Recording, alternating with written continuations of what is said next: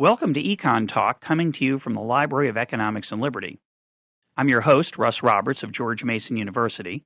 We'd love to hear from you. If you have any comments or feedback, please send me an email at roberts@gmu.edu. You can find more EconTalk at www.econtalk.org, along with readings and links related to this podcast. My topic for today is Intermittent Explosive Disorder. That's either a newly discovered mental condition or simply a fancy bit of psychiatric jargon for getting really angry. In this podcast, I take a look at the science and economics behind this issue. How reliable is the study that purports to identify this mental condition? Is it science, or is it simply a manufactured malady to encourage people to use the services of psychiatrists? A study came out earlier this month finding that as many as 7.3%, I love that decimal point, so accurate, 7.3, not 7, not 8, 7.3% of Americans may be suffering from intermittent explosive disorder. That's 16 million of us. That's pretty frightening. The day after the study was released, there were almost 400 news stories on Google News, describing that study. And the original study was published by the Archives of General Psychiatry, a very fancy scientific journal, and it was heralded as a possible, this new disorder was heralded as a possible explanation for road rage and spousal abuse and other forms of violence and anger. Here's what the Associated Press story had to say about it. People think it's bad behavior and that you just need an attitude adjustment, but what they don't know is that there's a biology and cognitive science to this, said Dr. Emil Coccaro, chairman of psychiatry at the University of Chicago's medical school. So it's not just people losing control, getting mad, losing it, as we say, but it's a scientific biological disorder. As if a switch is on the on position in your body and not mine, or vice versa. But what exactly is intermittent explosive disorder? According to that Associated Press story, intermittent explosive disorder involves multiple outbursts that are way out of proportion to the situation. So it's not just getting mad. We know we're angry. We know that's human. That's normal. This is getting angry out of proportion. What is that exactly? I mean, here are a couple things I thought about. I was watching Walk the Line the other night, the Johnny Cash movie, story of his life. And there's a scene in that movie where Johnny Cash has been rejected by June Carter for about the nth time, and he loses it. He takes his guitar, which is worth hundreds, maybe thousands of dollars, and he smashes it. But he's not done. He's still mad, and then he rips a sink off the wall. And then, for excitement, he takes a few drugs, pops a few pills, and washes it down with some beer. Now, would you call that an incident of intermittent? I love that intermittent thing. It's intermittent. So if you're not raging around, you could be suffering from it, but you're just not showing it. But is that incident an example of intermittent explosive disorder? Was that rage out of proportion? It's certainly not an appropriate way to behave. You could say, is it normal, though? I don't know. The woman of your dreams rejects you. You get really mad. Is that out of proportion? I mean, would you say he's reacting only to the fact that he's been rejected by the woman of his dreams? Or would you say that's a big deal? And of course he's angry and furious. Not an appropriate way, perhaps, to express it. But is that intermittent explosive disorder? Or what about golf? It reminds me of an imaginary ad for MasterCard. State-of-the-art plutonium golf clubs, $3,800. 27 years of one-on-one lessons that do nothing for your golf score, $42,000. Tossing your clubs into the lake after driving the 7th ball in a row into the woods, priceless. Maybe all golfers suffer from intermittent explosive disorder. Most golfers I know, amateurs, all, do occasionally lose it on the golf course. I had a friend I used to golf with, and another friend said about him, he's so even-keeled on the golf course. It's so impressive. He's so calm. And I said, well, he should be. He shoots in the high 70s and low 80s. If I shot like that instead of in the low 100s, 100 teens, maybe 120 on a bad day, I'd be more even-keeled too. Now, I've never thrown my clubs into the lake or broken a club, but a lot of golfers have. I don't think golfers suffer from intermittent explosive disorder in any proportion out of the rest of the population, but who knows? A former colleague of mine at Washington University in St. Louis, a physicist, once asked me in an embarrassing moment, do economists know anything? Do they know anything? Do they really know anything? Kind of an awkward question, don't you think? I paused, wasn't quite sure how to respond, slightly embarrassed. You know, being in the social sciences, not quite as prestigious and scientific as the real sciences, or as they're called, the physical sciences. And I stalled for time and said, well, what do you mean by know? He said, well, you know, like physicists know things. Like what, I asked. Well, you know, like the gravitational constant, where Mars is going to be on July 17th, 2018 at 11 a.m. in the morning. I thought, well, we really don't know anything like that. We talk about it sometimes. We might say, oh, you know, the demand elasticity, the price elasticity of for gasoline is less than 1. It's inelastic. But we understand that any precise estimate of a price elasticity, or for gasoline or shoes or butter, we're not really very confident about that estimate. It's an estimate. We're good at general directions of things. We have some, I think, insights into incentives and markets and spontaneous order and other important concepts, but we don't know things in economics the way physics or chemists know things. I also thought about my late father-in-law, David Kupfer, who was a biochemist who wrote over 150 scientific articles, most of them, maybe all of them, on cytochrome P450. Kind of a narrow field, it seems, but cytochrome P450 is an incredibly important protein within the cell that helps metabolize various chemicals and drugs, toxins, and other things. And it's incredibly important, and he studied it relentlessly, and there's thousands of people who study that protein relentlessly around the world, people around the world who study that protein relentlessly, and they understand something about it. They don't understand everything, but every paper that's written on that adds to our knowledge in a way that social science often, unfortunately, doesn't. And where does psychiatry fall into that? Is it a real science, or is it kind of a fake science? Do they really know anything? Does this study of intermittent explosive disorder advance our knowledge of human behavior or brain chemistry? Well, to answer that question,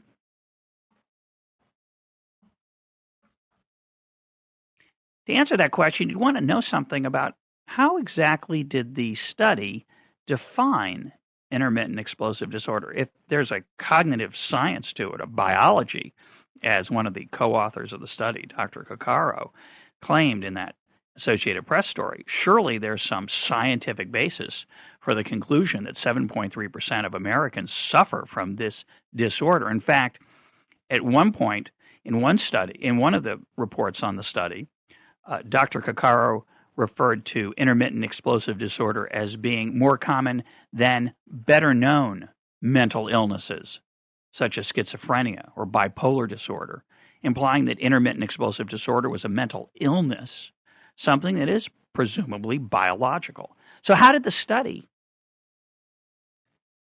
find out that 7.3% of us, perhaps as many as 7.3% of us, suffer from this disorder? Did they take a tissue sample or a brain scan or a blood test? Well, actually, they did a face-to-face survey of over 9,000 Americans.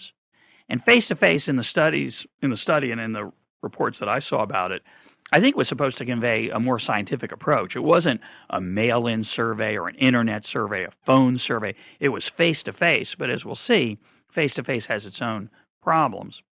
But the survey was face-to-face, and respondents were asked the following questions. I discovered the actual questions in a story written on the website WebMD by one Miranda Hittey, who was the only reporter that I saw who actually told her readers what the study actually did as opposed to what it concluded. And according to that story, survey questions included how often participants had experienced anger attacks in which they, and now there are three choices coming, lost control and broke or smashed something worth more than a few dollars, lost control and hit or tried to hurt someone, lost control and threatened to hit or hurt someone. So those are the three measures. Any one of those three would be an example of intermittent explosive disorder. Lost control and broke or smashed something worth more than a few dollars.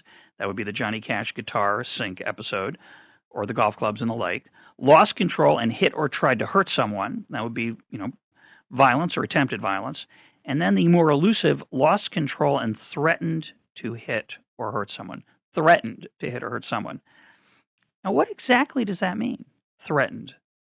So if you get really mad at someone and yell, "I'm going to kill you!" I'm going to kill you.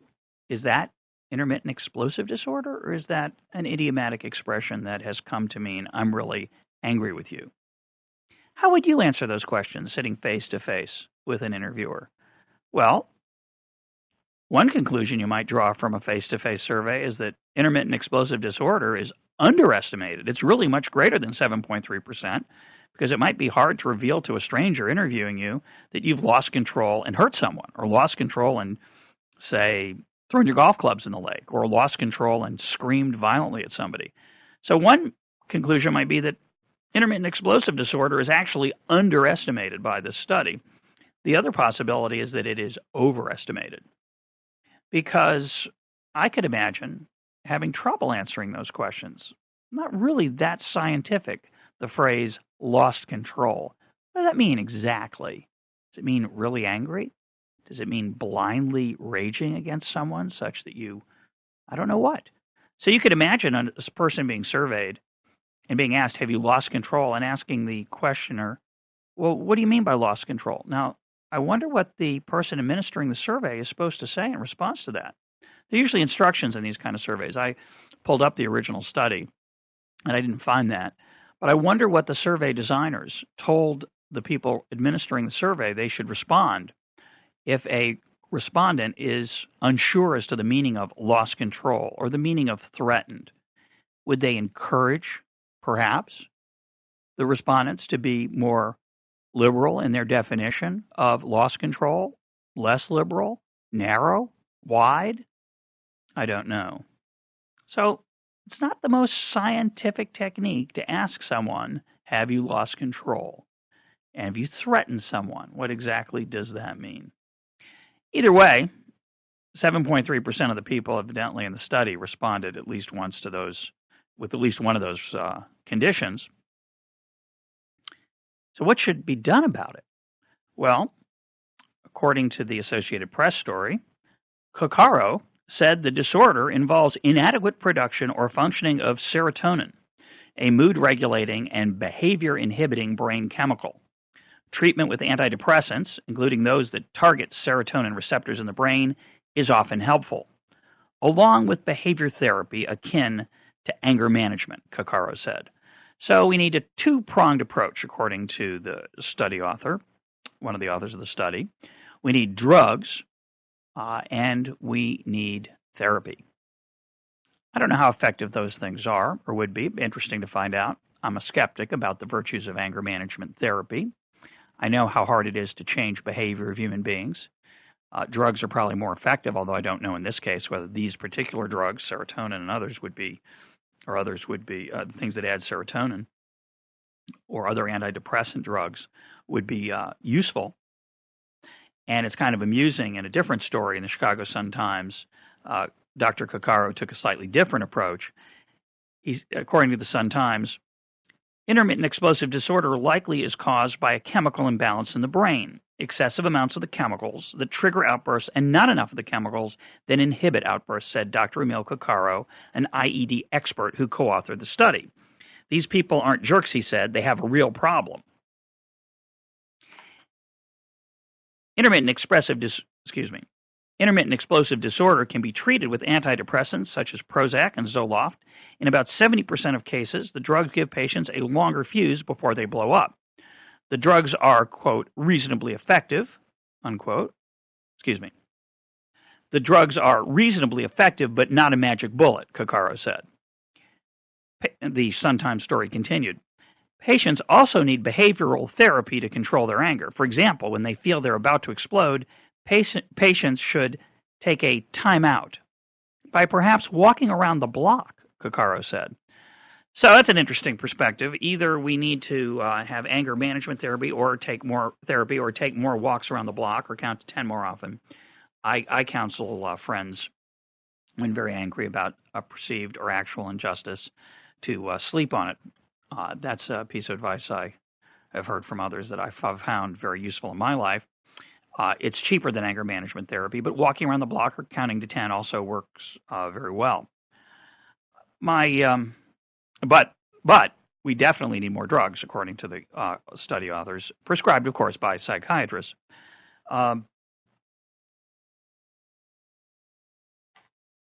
This is fake science. It's morally and intellectually bankrupt. It's an excuse to help run people's lives using pharmaceuticals, which psychiatrists are very positive about, not surprisingly. If you think about it carefully, if you think about people reading those stories, it's hard to remember that this is really a totally made-up disorder. A set of questions was asked in a survey, and people were asked to respond to those questions, and a disorder was created. We have a lot of disorders in America, many of them treated by drugs now. And that's good for psychiatrists. That's good for some of us, perhaps, but I don't know how good it is for the rest of us, particularly when those drugs are paid for by various insurance programs mandated by government regulation, which is, I think, a bad idea. Let me explain that a little more clearly. Many states require insurance companies to cover particular maladies or problems or uses of the healthcare system if a company is to offer a health insurance plan within that state. If you're an employer and you want to offer an insurance plan, or an employee that wants to choose a particular plan, you can only choose plans that cover all of these mandated benefits. You can't pick and choose. You can't say, I want a simpler or cheaper plan that doesn't cover as much. You're not allowed to say, I don't think the risk to me of this particular problem is very large, and I'm just going to go without insuring it. So, for example, in New Jersey, if you're a man, you have to buy, if you're going to buy health insurance, if health insurance is offered within the state of New Jersey, it must cover a mammogram and a pap smear, even though the odds that you'll be using those services are quite small. Not surprisingly, this system of mandated benefits, which is that list of what benefits are mandated and which ones are not, is flexible. It's under the control of the legislature. So, not surprisingly, there's a lot of lobbying on behalf of the manufacturers of healthcare devices, of pharmaceutical drugs, and the practitioners that would either prescribe these medicines or use these, install or surgically implant these devices. They're going to lobby to have their device, their treatment, their activity covered. And they'll often be successful or not, but the legislature is always ready to listen, compassionate as they are, to require everyone to pay for everyone else's health care. It's a private plan, but the mandates are by the government, which is very costly. So, for example, in the state of New Jersey, every health insurance plan offered in the state must cover all of these treatments and maladies. Alcoholism treatment, any willing pharmacy, bone marrow transplants, childhood immunizations, colorectal screening, congenital bleeding disorders, dental anesthesia, dental benefits for the disabled and children under 5 years old, diabetes, domestic violence injuries, food and food products for metabolic diseases, home health care, infertility treatment, mammograms, maternity without regard to marital status, minimum maternity stay, minimum mastectomy stay, non-steroidal infant formula, nursing home care, off-label drug use, out-of-network services, pap smears, pre-existing conditions under certain circumstances, Prescription drugs, prostate cancer screening, reconstructive breast surgery, second medical/surgical opinions, wellness examinations, and Wilms tumor. I don't know what Wilms tumor is, don't know how rare it is, but if you are in the state of New Jersey and you offer a health insurance plan, it must cover that. There's one more I didn't list. It's actually number 3 on the list, biologically based mental illness. Biologically based mental illness. So if psychiatrists can make the case that intermittent explosive disorder is a biologically based mental illness, then the state of New Jersey, and other states as well, I would guess, would require all health insurers to provide the drug free of charge, or at least as part of whatever pharmaceutical package, prescription drug package is being offered. That's good for psychiatrists and good for the manufacturers of Prozac, for example, which is sometimes prescribed for intermittent explosive disorder. Prozac happens to be manufactured by Eli Lilly, which just happens to be one of the funders of the study of intermittent explosive disorder written up in the archives of general psychiatry and reported on by almost 400 media outlets. A special thanks to Miranda Hiddey at the WebMD.com article I referred to earlier for reporting on that important fact. I myself suffer from a rather unusual and extremely rare disorder, the Russell-Roberts disorder. This disorder is described by my unique set of bizarre, normal, peculiar, mainstream, perfectly acceptable, you can even dress him up and take him out, but only from time to time, offbeat behaviors. And I have a special regimen for coping with this disorder. It includes talking to my wife, playing with my children, religious services, the occasional baseball game, and yes, I confess, the odd beer or glass of single malt scotch. So far, I've been able to keep the disorder in abeyance, but I have not been interviewed face-to-face by any psychiatrist, so who knows how healthy I really am. I want to close with a story from the Associated Press report on this study. That would be funny if it weren't so sad. Here's the close of the Associated Press story that I read on Yahoo News. Jennifer Hartstein, a psychologist at Montefiore Medical Center in New York, said she had just diagnosed the disorder in a 16-year-old boy. In most situations, he's relatively stable, calm, and very responsible, she said. But in stressful situations at home, he explodes and tears apart his room, throws things at other people, to the point that his parents have called the police. Hartstein said the study is important because many people are not aware of the disorder. Not aware of the disorder? Is there any parent of a 16-year-old boy who is not aware of the peculiar behavior of adolescent boys and sometimes adolescent girls, although according to the study, the onset of intermittent explosive disorder is 13 or 14 for boys and 19 for women. But I think, I don't have any adolescent boys yet, but my experience with friends who do said that this kind of behavior is not uncommon. The yelling and screaming in the room in a stressful situation, and even occasionally throwing things at other people. They have a different name for it, these parents. They don't call it intermittent explosive disorder. They call it puberty. And in the case of males, testosterone, I think, is the chemical most heavily involved rather than serotonin. For EconTalk, I am Russell Roberts. Thank you for listening.